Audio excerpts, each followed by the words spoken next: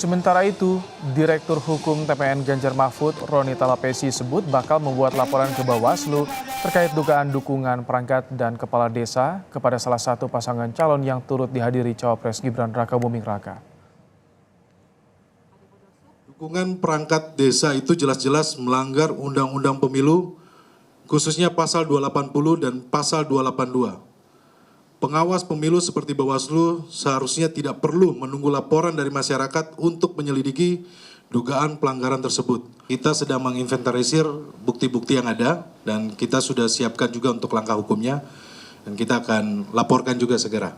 Hari ini juga kita sudah ada yang laporkan kok dari tim pemenangan nasional.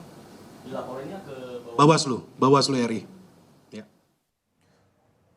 Sementara itu, Ketua DPR yang juga Ketua DPP PD Perjuangan Puan Maharani menyebut belum ada aturan spesifik soal perangkat desa yang mengusung capres tertentu. Puan berharap pemilu berjalan netral, jujur, dan adil. Kemudian Kementerian Dalam Negeri mengatakan bahwa tidak ada aturan yang melarang untuk perangkat desa mendukung salah satu calon dalam pemilu. Namun yang saya harapkan adalah kita harus laksanakan pemilu ini secara baik, damai, jujur, adil, tanpa kemudian terpecah belah.